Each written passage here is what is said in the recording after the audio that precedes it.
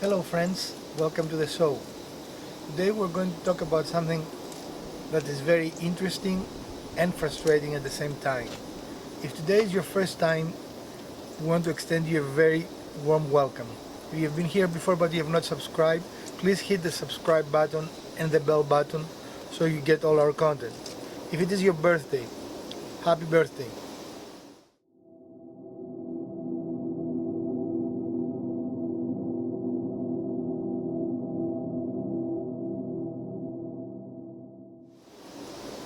One of the most frustrating projects when we work in cars is actually troubleshooting electrical problems, and one of the most useful tools for that is this device here, which simply checks that the ground is good. The way most electrical car systems work is that they use common grounds. In other words, they have a positive electrical connection and then a ground of some sort. So in this car specifically, which is a 2008 Honda CR-V, we developed a very peculiar problem, and that was that the doors stopped operating with a key. You can open them manually, but you could not open them electronically. And also the radio stopped working. Those were clearly electrical problems. Again, the doors will open with the manual switch, right, but not electronically. And of course I checked the fuses for those two devices, but unfortunately I couldn't fix the problem. So today I'm going to show you how to use this tool. Again, this is a very inexpensive tool. You can buy much better tools. I don't know if better is the right word, much more expensive tools. I mean, this tool does the job, right? And reveal what finally fixed our problem, which totally floored me. So stick around and we're going to show you the process. It went click. The first thing you have to do is to actually test that your tool works. And you do that by connecting the positive of the battery and then touching the negative. It cannot show, does it? You didn't see the light, did you? No. I thought we had to have the ground on a ground in the truck. No, that's how you test the tool that works. Okay. In case the light bulb is burned or whatever. Okay. So there's a little alligator clip within that you can't really see, and that's what helps clip it on.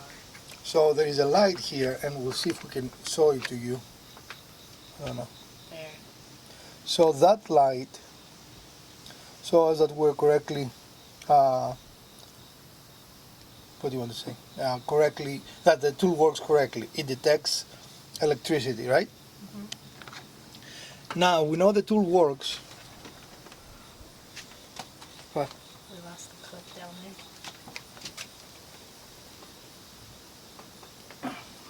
This goes here. I don't know where it goes. And in general, how you test things is that you need to find a good ground. And now that we know that this works,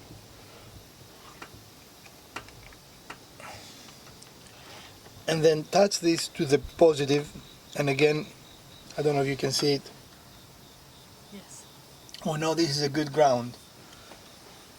You cannot use any painted surface, and something looks like a good ground, but it isn't. So here is the fuse box for this car. Most cars will have two fuse boxes, if not more. One inside the car and one outside the car. Can you help me? Can you stop for a moment? So your fuse box will have a cover over it to protect it from the elements and water, and you simply remove it. And here you're going to see a series of fuses and relays. Fuses usually have different colors and a number that indicates the amps that the fuse is rated for. So by touching a fuse, here we know that we get power on this point, but we don't know that the fuse is good yet. The way we verify that the fuse is good is we touch the second point on the fuse. Is that visible? Yep. So we know this is a good fuse. However, the car right now is off, so not all fuses will light. For example, I think this one is, now this lights. I don't know if we won't find one that doesn't light probably. But if you find fuses that don't light, chances are that if you start the car, the fuse will light, right? Now this, what you would call them? Relay. I know that, I mean the general shape.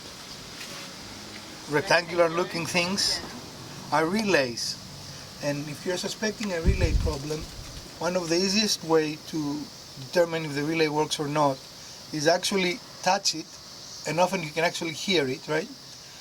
Then activate whatever the relay is supposed to control, and you're going to both feel it and hear it. For example, A click. yes, this relay here controls the AC compressor in this car. So if you have an AC problem, before you start replacing a compressor, make sure that this relay, which is a much cheaper item to replace and a much easier item to replace than your compressor, is activated. Now in each car it will be different, but most cars have a diagram somewhere, and I don't know how well this is visible. Hold it there, and then I'll try to get it to focus a little better. There we go. There will be a diagram that tells you what each fuse and each relay does. So if you look here, I don't know, can you still look? Oh, it's got a little fuse puller there, right? Right, and I have used those fuses because we were troubleshooting. But here you see a little snowflake, and that corresponds to the relay we were talking before, which is this one. That's why we know this is the relay for the air conditioning. Again, this will be different for every car. It will not be the same relay in every position, but they are both diagrams, and in most cases your operations manual, not operations manual, your car user's manual, owner's manual will have a diagram, or of course you can always go online and you're going to see diagrams. Now back to our unique problem. I could not figure out, we checked the door fuses, which are inside the car actually, and in the most inconvenient spot. I cannot even show you in the camera where they are because I don't think it's possible, right? To film where the fuses Well, we are. could show the general direction probably, but having But to it's- see the actual fuses would be... And it is irrelevant because each car will have the fuses in a different spot. Yeah. But know that there is interior and exterior fuses. And for this particular car, it happens to be underneath the driver's dash, right down below on the left And up. and up. So you cannot really see them easily and you have to take panels off. Great design, Honda. Yeah. So, You just put that back on, but don't we need to show them that? what are we going to show them? The actual fuse that was the problem. I guess. So we checked the fuses for the radio because the radio didn't work and the doors didn't work, and we replaced that, and we also test the radio fuse and we replaced that. I think that was blown too, right? But then we still had the problem, nothing was working. And looking on this, we didn't see any fuse that made sense to us that actually will have anything to do with our problem, right? So I resorted in checking every fuse. I checked every fuse inside and every fuse outside. And this fuse here, this 10 amp fuse up here, is labeled as backup. But it was blown. So I replaced it, not thinking much of it. And the moment I put the new fuse in, the car beeped, which is, as you know, if you have a remote entry to your car, in most cars it will beep, right? And then I tried and the doors opened and closed, and then I went in the car and I turned the radio on and everything works perfectly. So this little fuse, which cost but a few cents, was what was causing both those problems. And again, the logical self of me thinking why a backup fuse will cause this problem, I still try to figure that out. But the moral of the story is, before you go and you start through expensive parts, check your fuses. A fuse problem is easy to fix. Again, it requires a very, very inexpensive tool, or if you want, there are tools that are very expensive. I would have preferred to have bought one that has also a tone. This one just lights. But in any case, It works. it works. So that's the important thing, right? So the moral of the story is, do some basic troubleshooting before you decide to spend a lot of money or go to a mechanic. Also, to my surprise, when I was looking here in this specific car, I don't see a main ground anywhere. Usually there is a ground that goes to the firewall from the engine block or something, and it looks like a braided cable. This car doesn't seem to have one. I don't know why. I guess it probably has one somewhere hidden. It just doesn't have one that you can see clearly. Okay. So if you have I think this is a third generation Honda, right? Yeah. If you have a third generation Honda and your windows don't work and your radio doesn't work, check that fuse, which is the backup fuse, before you spend money going to a mechanic or changing head units, buying an expensive radio that, trust us, it will not work. Ask us how we know. How do we know, Elpida? I've been trying to install this new radio forever. And it will work inside. You know, I have a power supply and everything will work fine in the house. We'll come and plug it in. It wouldn't work. It drove me crazy. We check our cable, our connections, we check our harnesses, we check everything. But finally, when we came in the car and we checked the harness in the car, we found out that the memory lead did not have power. And the memory lead, for every radio to operate, it needs a ground. Everything needs a ground, right? And we found out it needs two power leads. One is the constant power that comes from one is the 12-volt power that comes when you turn the engine on. So you don't expect that to work when the engine is off. And that one was working actually, right? And that would have been the easy to fix. And then you have the backup.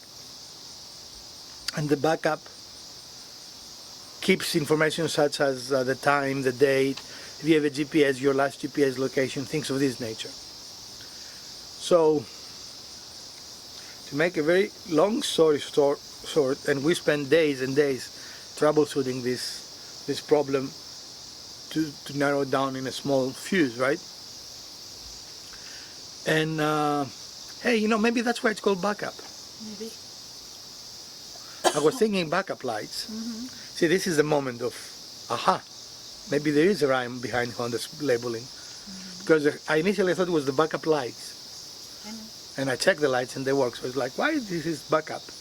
Now, it still doesn't explain why the doors don't work, didn't work. Everything works now in the car, so I'm very, very happy.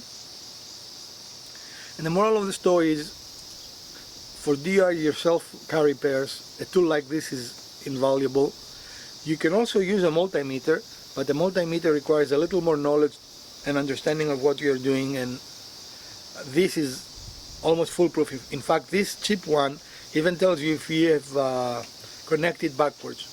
The LED changes colors, right? Mm-hmm. And you cannot damage anything with this. This is just detect the presence of a ground. So even if you put it the wrong way, this is not a big deal. It will not do anything bad, right? But anyway, folks, this is our story for today. This is our short video, and we hope you enjoyed it. If you did, visit us again, leave us a comment, let us know what you think, smash that like button, share, like, and subscribe, and visit us again on Sunday for another project, which we have not decided yet. Thank you for watching, thank you for your support. I'm sorry I'm squinting, but it is a very bright sun outside, so you know, It is not very comfortable here, but we appreciate your support throughout the years. The channel is doing very well, and we do plan a fun a fun video to celebrate our 300 videos. We have 303 right now, but we're not used in making fun videos, so we'll see how that will go. Even if it's totally ridiculous, I will post it. But none of our videos are fun? yes, they're fun, but I'm not making funny like humor or, ridiculousness. We are without humor. We're without humor. Okay. We're humorless. So look out for that. Again, we are working on some merch, and we're going to advise you. And our plan is to make them as affordable as possible. The idea is not to make a lot of money out of the merch. It's just to share the things we do in the channel and share some of our sayings that some people seem to enjoy and leave us comments and so forth, right? So from the Garage Wizard and Elpida, we bid you a great week.